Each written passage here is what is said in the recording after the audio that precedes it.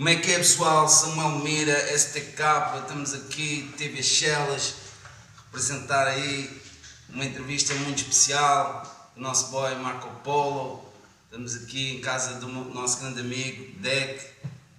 Brigadão, nosso boy. Marco, man, it's a pleasure. Thank you. To meet you. Pleasure to meet you, bro. Yeah. Heard a lot about you. Yeah, man. And I first met you, but you don't remember. It's okay. It's true.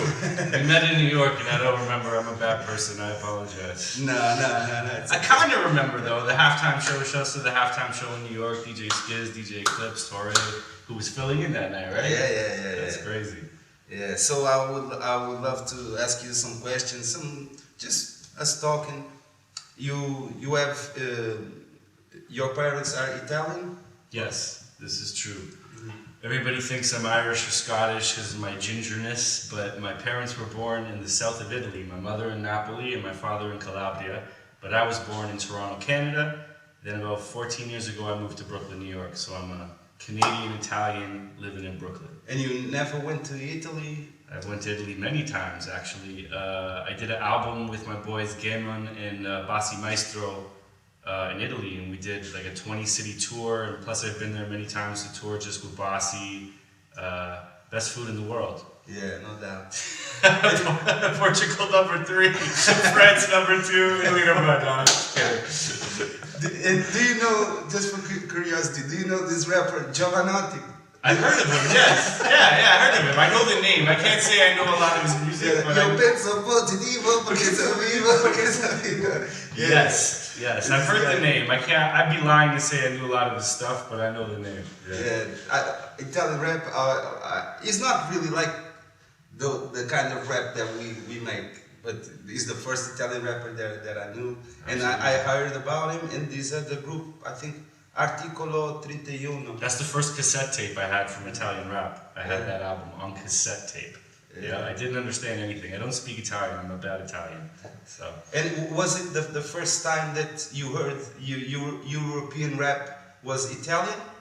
You know what? It might have been, yeah. Because I had that tape when I was in grade school before I even really listened to hip hop. So yeah. Oh, okay. My first European rap was definitely Italian rap. It was Italian rap.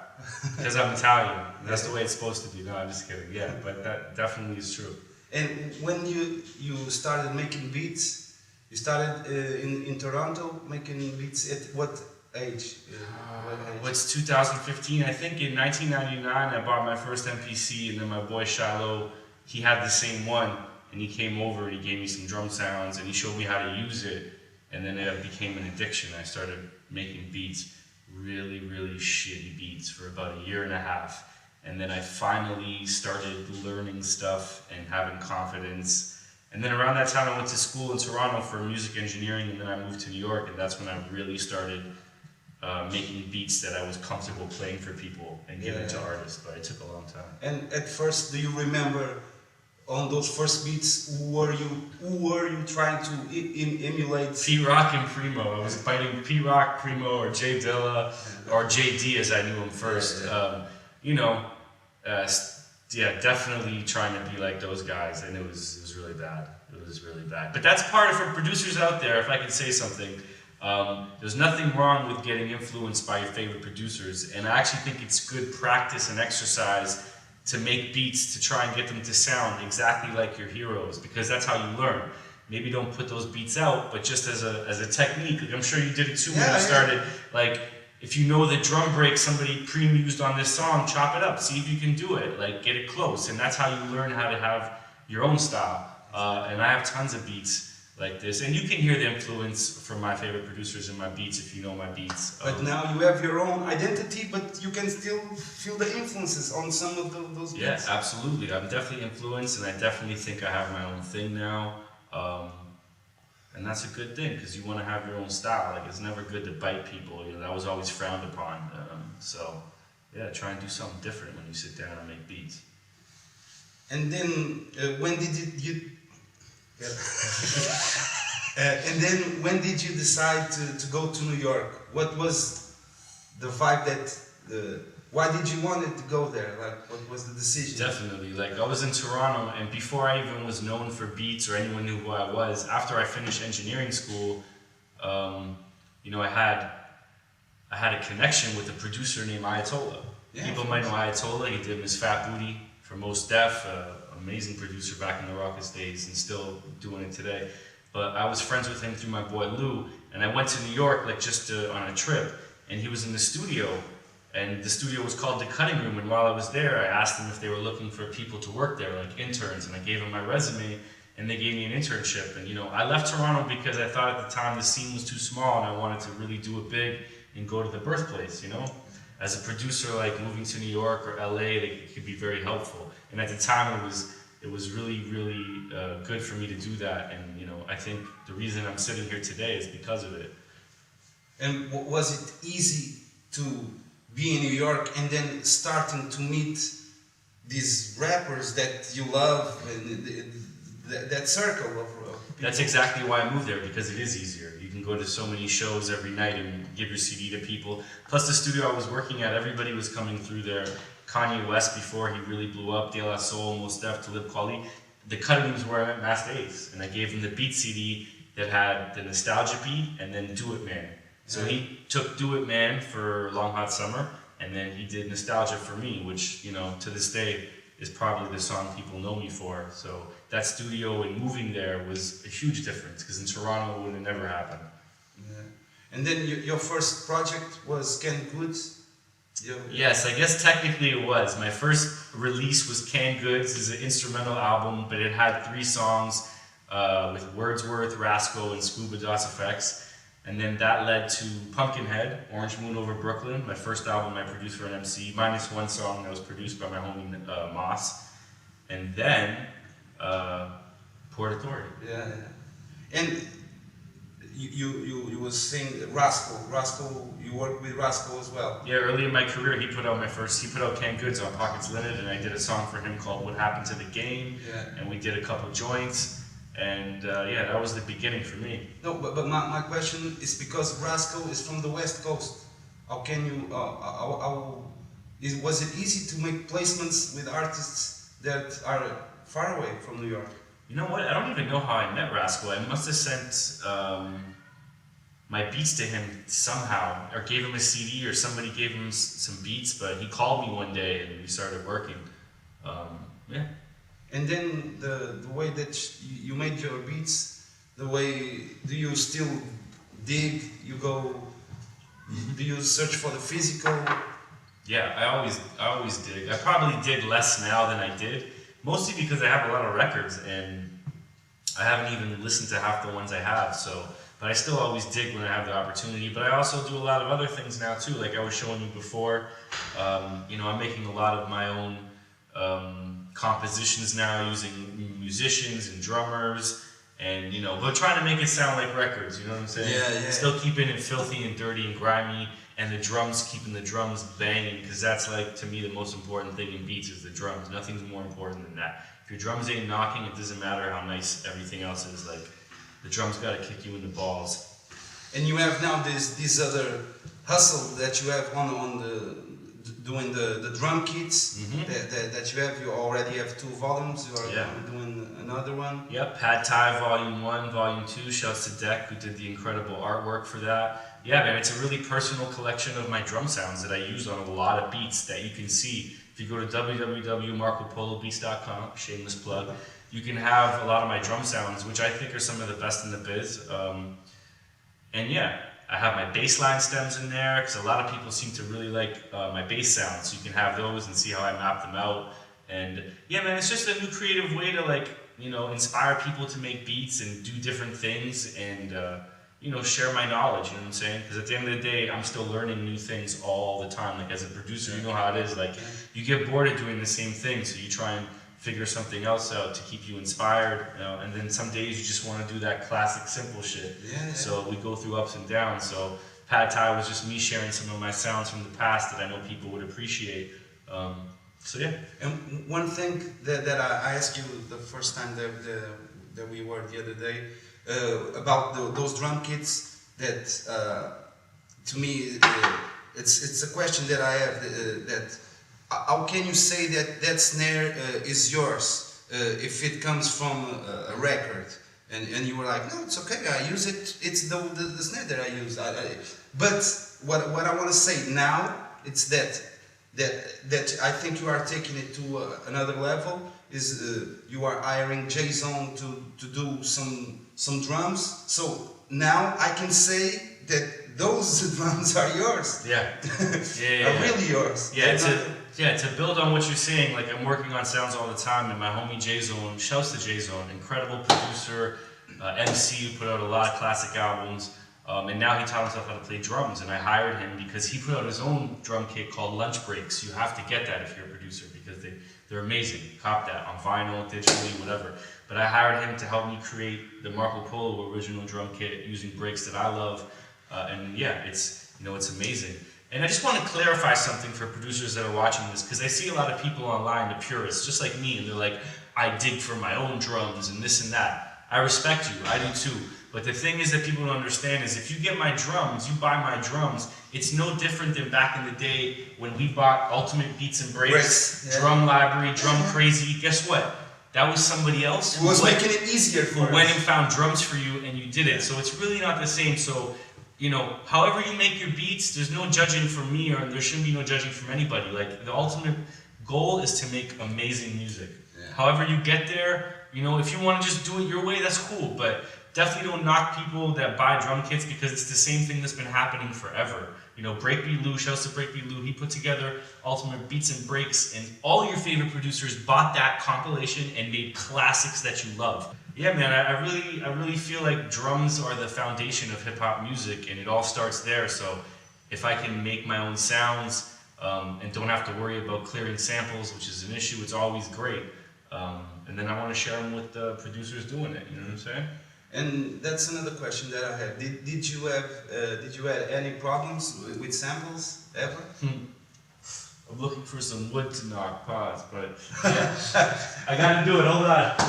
Knock on wood, I've been good, no lawsuits. I did have one situation and it worked out to be okay, but it's a real business now, and hip hop, as you can see, is getting bigger and bigger every year. It's like the biggest it's ever been. So, if you're working with really big artists that are really selling a lot of records, it's an issue. You have to worry about samples. You can't, and then this recent case with Pharrell, Robin Thicke, Marvin Gaye, things like this really changed the game, and now, it has a lot of people scared to sample. So, unfortunately, it will affect the art because it's a business now. So sometimes I make beats without samples, or I compose my own samples, and Yeah, and those are great. I already listened to it.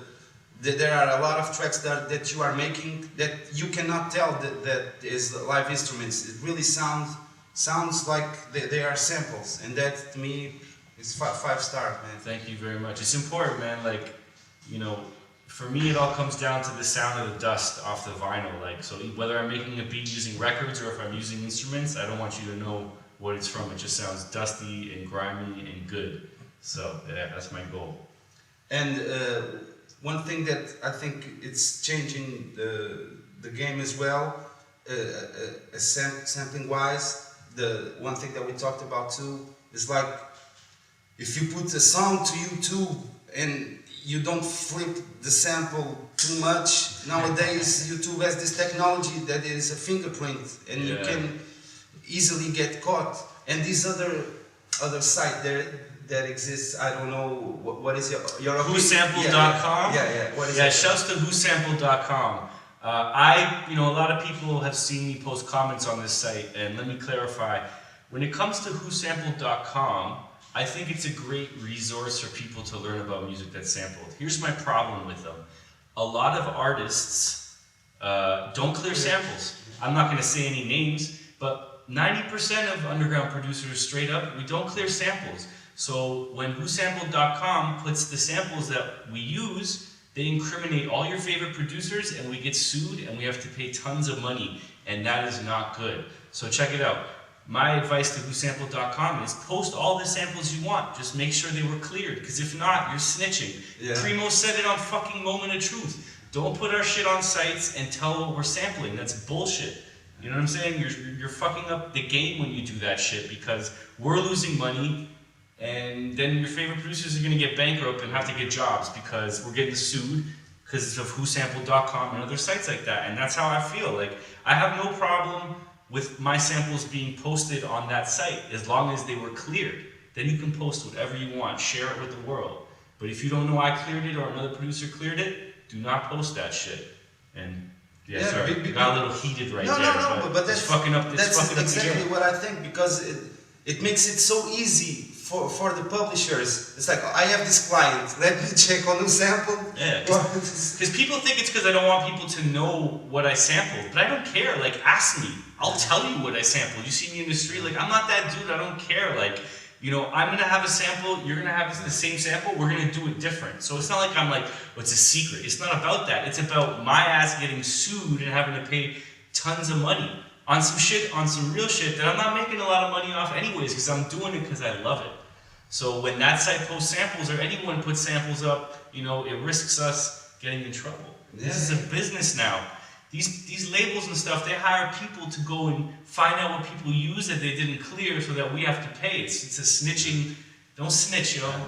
But back in the days, on us, to be honest, on a smaller level, there would be these vinyls too, like the samples of Pete Rock, the samples of... Yeah, and all that shit is whack too. It was whack too, yeah. All that shit is whack too, and that's what Preem was talking about on Moment Truth. I know it was years ago, but it's the breakbeat cats putting sampled by Pete Rock, sampled by Preem. Yo, that's crazy. Like, don't do that shit. Keep it to yourself. If you find a sample I use, just feel proud that you found it, or Primo or RZA.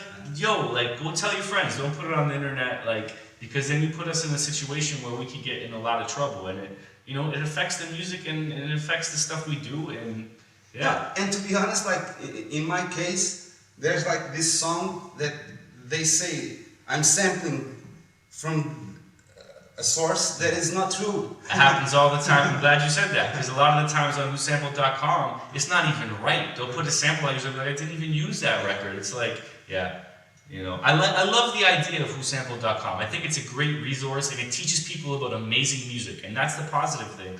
So it's not like I have beef with whosampled.com until they put samples up that we didn't clear. You know what I'm saying? Then it's a problem. So just make sure you check with the artist before you post it, and post away.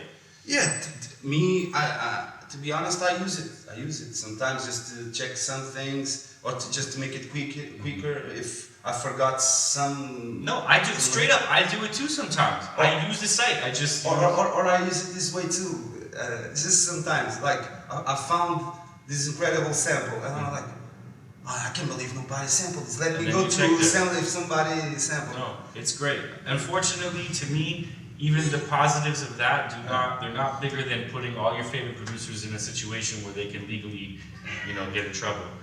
Shouts to Johnny the Cat, who's in the building jumping around. That's my co-producer while I was here. Yeah. And one other thing that, to me, it was really changing, and it began a discussion. The Mac Miller, Lord Finesse, you know what I'm talking about? Yeah, of course I know. Yeah, shouts to Lord Finesse, that's my dude. What is your opinion on that? Looping beats, I think the problem would happen with this is that, first of all, if I put my instrumentals on the internet, I know people are gonna loop them and rap on them. It's part of the game. It's always happened. Where the problem comes in is when it starts generating money. Yeah.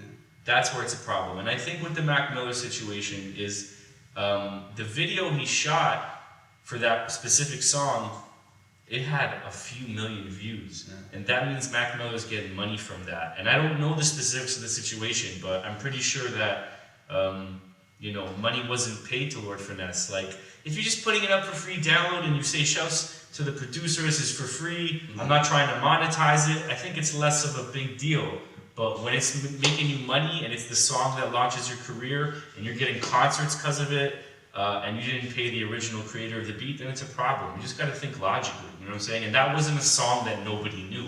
That was a big song. Yeah. I forget the name of it, but, you know, whatever it got worked out. But yeah, like, it's hard because producers, we get taken advantage of sometimes, you know, because, you know, we do beats for artists and we get very little money, and then if we do a song for someone that helps their career, they go on tour. and they make all this money, and I'm at home and I'm not seeing any of this revenue. And so my whole thing is just be fair. Just be fair and think logically. But to be fair, the hypocritical thing is that maybe Lord Finesse has a lot of beats that he didn't check the original guy, you know? Right. Touche. Touche. But I can't speak on that. You know what I'm saying? I can't. All I can speak on that situation is that was a creation that he made. Yeah. You know, and you know, it was obvious. It was just too obvious. You know what I'm saying? Like maybe if Mac Miller redid the beat his own way, you know, no one could have said anything. But he took the actual beat. Like that's another thing. Like you say that, but we take things, we chop them up, we reinterpret them. Yeah. That wasn't, and none of that was happening with that. You were talking about sometimes people using the same samples, and recently I was yesterday showing Deck, like I was listening to the new Dr. Dre album, and when it came to the track number 4, I was like, fuck, I have this beat. Oh, you use the sample. Yeah. But it's on stash on a folder, you know. Right. It's not recorded or nothing, but you feel like a certain kind of way, you know. So what I'm asking you is like, did you ever felt that like a song that came out and you were having the same sample like? Yeah, it happens all the time. You know what? I like it because check it out. It's hip hop. We're all looking for records. We're all going to find the same samples. We all check in a lot of the same places. Yeah. So here's my advice to you producers. Make your beat so fucking good that nobody remembers anybody else's version. You know what I'm saying? When you find a sample, make the best beat you can. So when someone else hears it, they're like, oh, that's the same sample, but Marco's version is better. That's what you got to do. Sam's version is better. You know, like, and we have one in common, and Marco was better. No, but it is. That one, I give it to you. Thank you, man. He's talking about, what is it? Rah-Rah shit from Double Barrel, because he used the same sample. And his beat was dope, too. I just heard it yesterday. But thank you. I appreciate that. Yeah. A funny question that I was thinking about the other day, about the producer tag. You never thought about it? The producer tag? Yeah, you know, like Marco Polo on the beat. I used to do the producer tag all the time in early 2004, 2005 when I gave away beat CDs. I used to put it, God bless my brother Pumpkinhead, rest in peace, but I used his drop. It's so ill. It's ladies and gentlemen, Marco Polo on the beat. And I use that all the time, but I stopped. I stopped using it because sometimes it'll annoy an artist when they're trying to write. And I put a little too much faith in the universe, and I just feel like, you know, if you're gonna steal from me, karma's gonna get you. So, you know, I stopped doing the drops. And I don't even like them, to be honest. Even in songs, like, when it comes to my solo albums, like Port Authorities, it's cool because it's my album to say my name, but I don't like too much of the producer drops. They kind of annoying. It makes it sound like a mixtape, you know? My music's not a mixtape, it's a song. So if the rapper shouts me out in their rhymes in a creative way, that's dope. But Marco Polo on the beat every 10 seconds, that shit is, I don't like that shit.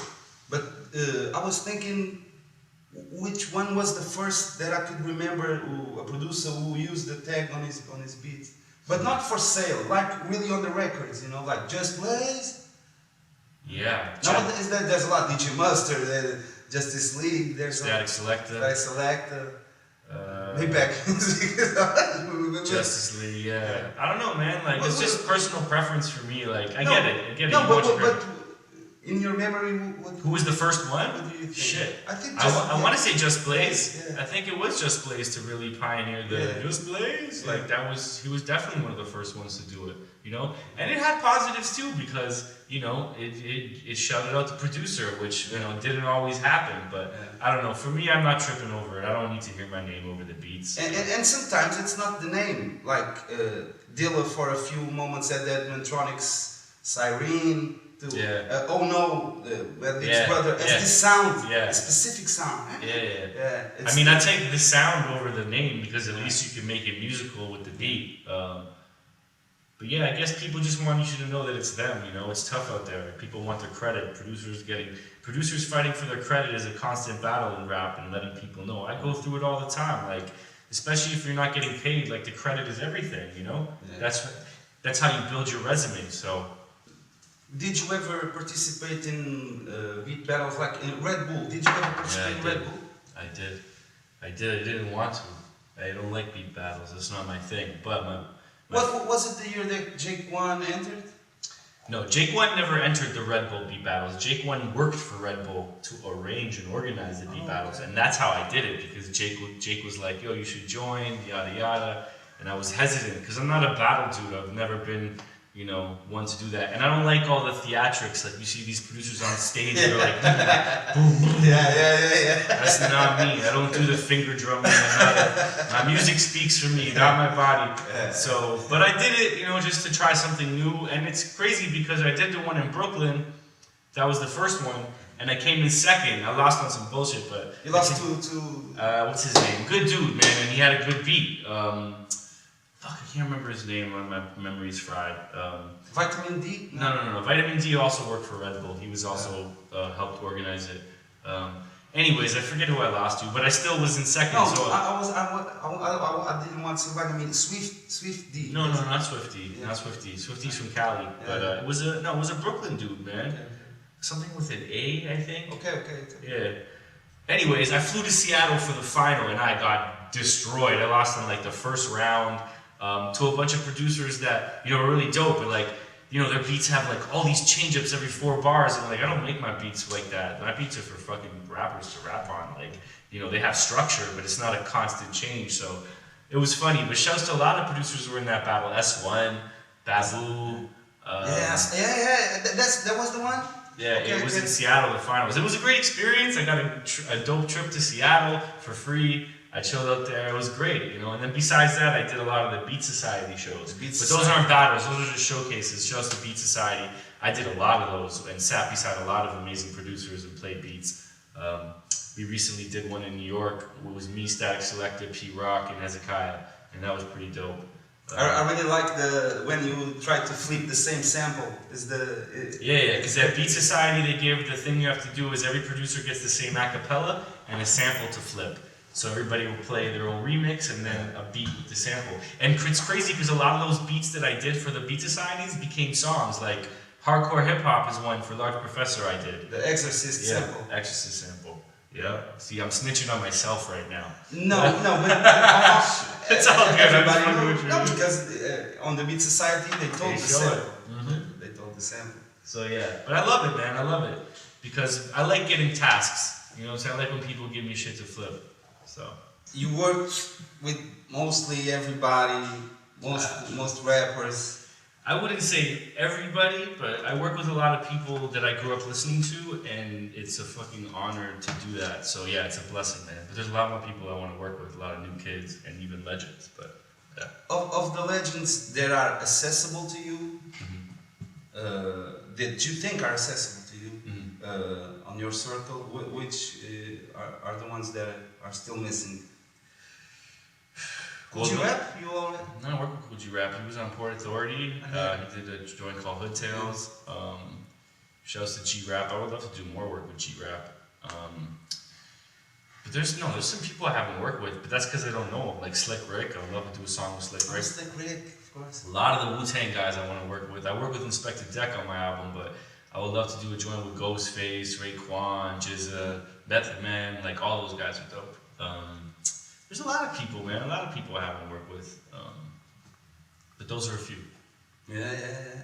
And you already done everything. Like you did what a producer should do. Like the compilation album. You already have 2 or 3 of them.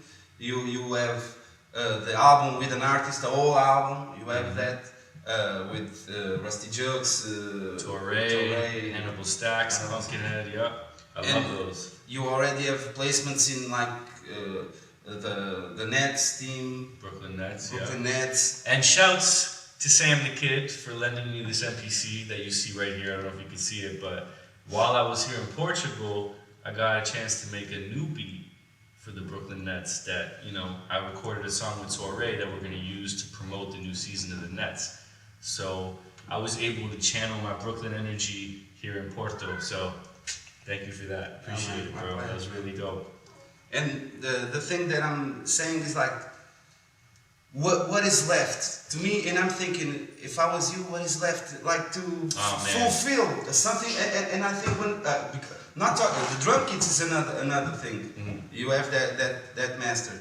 And the one thing that I think you still not did is like scoring movies. I would love to do that because I make so much weird music that is not meant for rappers. But yeah, film people holler at me. I would love to score a movie or a documentary. That would be amazing. Because I like all types of music, and I like a lot of electronic music and weird shit that not necessarily meant for rappers. Shout out to Johnny the Cat. Yeah. He's here with us. But yeah, I would love to do that. And now you are here in Portugal, and just to be curious, because the perception that we have Portuguese people, we feel like outside of the world, and everybody never knows, oh, Portugal, that's a city in Spain or something. But what I think, because you were born in Italy, maybe you're... I was born in Canada, just to make clear. My parents in Italy. It's cool. Have to clarify. Canada. But that I would think that your my knowledge of Europe is better. Yeah, I think it's a little bit better than everybody would think. My question is, the word Portugal, when you listen, did you associate with something? No, fuck no, I'm not a retard. No. Listen, I make jokes with my Portuguese friends all the time, but I definitely know that Portugal is a country and not part of Spain. Yeah. Okay? And most people know this. And I've been to Porto before with Master Ace. We did a show. What's the name of the club we did the show? Art Club, and it was dope. But I was only here for one night, and I didn't get a chance to take it in. So now I've been here for almost 2 weeks, and I really got a chance to see Porto. And holy shit, what a beautiful city. Very nice people, incredible food, and these are things I didn't know about. Those are things I was uneducated about. Yeah. Because when it comes to Portugal, I wasn't sure how the food would be. Because honestly, I come to Europe sometimes, and besides Italy and France, I have a hard time eating good, finding food that I like. It doesn't mean it's bad, it's just not necessarily stuff that I like to eat, and I'm very into food, as you can see on my Instagram. So when I came here, I didn't know what to expect. And man, the food here I've been eating like 7 times a day. Everybody in Portugal loves to eat, and I love that. And I've been enjoying the food. I say chicken all the time because you guys do the barbecue chicken. Yeah. That shit is amazing, but there's so much other shit. The fish, what's the crazy thing I had with all the meat in it? Francesinha. Yes, I tried francesinha. I probably said it wrong. No, you said it. But that was good. Octopus, covered in egg and breadcrumbs and rice, and it's amazing food. And the city's so crazy. When I walk around, I feel like a tourist. Like, I'm taking pictures every 2 seconds. And I think Porto, for North Americans, is a bit of a hidden gem. Like, if they knew, if they saw more of how the city looked, you guys would be in trouble. You would hate Americans because they would be visiting so much. And I know you're from Lisbon and you live in Lisbon, but I can only speak on Porto. I've been here, and it's amazing. And I look forward to coming back and hanging out. No, because yesterday you was talking that your friend would like for a gift a bottle of wine. Yeah, that's the typical thing people are gonna say when you go to Portugal. But that could be a thing that you heard about. Oh, port wine. Yeah, port wine, of course. You already heard about. Yeah, of course. Yeah, but did you associate with Portugal? That's my question. Yes, I did. Okay. Yeah. That was my question. When you think of Portugal, do you think any product, any... Let me clarify. I'm Canadian. I'm from Toronto. Toronto's one of the most multicultural cities in the world. We have a huge Portuguese population in Toronto. Okay. Yeah, and growing up Italian, it's all similar. Portugal, Italy, there's similar things with our cultures, our food. I always make fun of that because I'm Portugal will have this thing that's prosciutto that we eat in Italy, and I'm Portuguese trying to be like Italian, but it's not. That's not what's happening. It's just that we all come from the same place. We do things very similar, but with our own twist, right? So it's very comfortable to be in Portugal for me with my Italian background because a lot of things are very similar. How we eat, the bread on the table, so it's a beautiful thing. So I was very aware of port wine being associated with Portugal. Yeah. Okay, Marco, we could talk here for days, man. Just what is coming for you? Big placements that would. I don't have I had some things happening right now. I'm gonna do a new album with Torre, which I'm really excited about. It's just gonna be some new music, no double barrel two, just me and him making new good hip hop for people to listen to. I I think we've both grown so much and improved our sounds. It's going to be really dope. Another one I'm really excited about is me and Master Ace are doing an album. We're in the early stages of that. Maybe by the time this is published on the internet, something will be out. Besides that, I'm doing a lot of work internationally, which has become my thing, and it's been really dope. I'm out in Poland doing another album with OSTR, who's a very dope rapper from Poland. Our first one did really well. You know, we won a Grammy in Poland. I'm working on a big project in Latin America, including a lot of dope Latin MCs from all over the continent, over my production and DJ Skiz. And I believe through the grapevine I might be working here in Portugal with some people.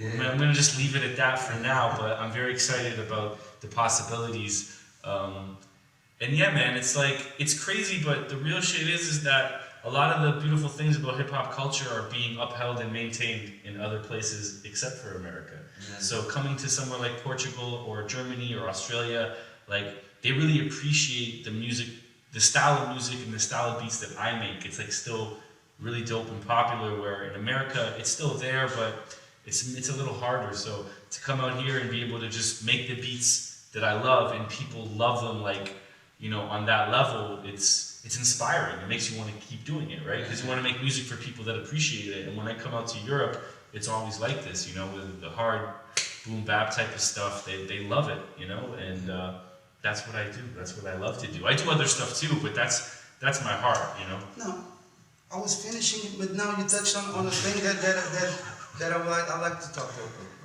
about. Okay. Because now the subgenres of like the trap music is very popular, and what I feel is like I never said the word boom bap so much nowadays to identify my music, and back in the day I didn't have the need to use the word. Right, it's just hip hop, right? Yeah, you understand what I'm saying? Yeah, I know exactly what you're saying, and me too. I don't like to like. Oh, it's boom bap. It's boom bap. It's like it's not cool. it's old. Yeah, well, because there's a lot of media outlets and people, writers these days that put boom bap in a negative light. Yeah. Like, that's that old people shit. Yeah. You gotta stop doing that, journalists, because like you can say that about many things, and that's why we have to clarify, because you know what I'm saying? Like, we're not trying to make old people music. We're just trying to make beautiful music. And to me, I wish that we didn't have to have titles. It's just music is good or bad. That's how I look at it. That's what I said. When I listen to something, it's good or bad. I don't care if it's trap, it's boom bap, it's fucking jazz, rock. Like, music is good or it's bad. Like, that's all that's important. But people like to go out of their way to specify things because it makes them feel better about themselves. Yeah, this is cool, but it's, you know, if you like that boom bap, it's like you're already putting a negative connotation on it. Like, exactly. So, I don't know, man. That's a conversation that has no ending. Like, at the end of the day, I just get up and I make music I like. You like it or you don't like it. Okay, man. So, before we go, just show us a little beat over here. Oh, man, I need to load it. No, it's okay, man. I'm going to load it right now. That's the timeless music. Recording. Alright, so you wanted me to load a beat, right? So I loaded a beat. This beat is old as fuck, but it bangs like a mother. And I use it a lot in my live shows just because it hits so hard. Did you use it on a Red Bull beat battle? No, I didn't make it. I wish I had it though. I wish I had it. I've used it at beat societies. I've had a lot of rappers rap on it, and I said no. And I just kept the beat. But finally I have somebody rapping on it. Actually, Milano from DITC killed this shit, and it's gonna be coming out soon.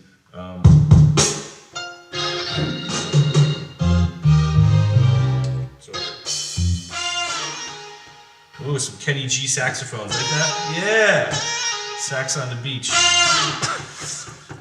Alright, so yeah, let me play it really quick.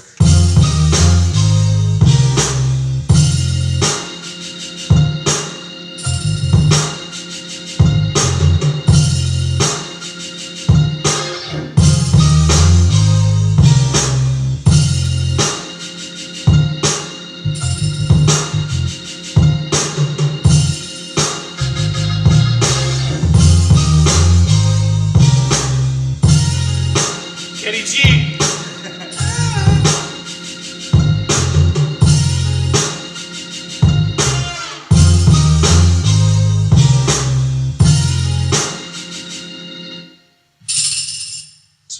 tambourines. Yeah, because that's...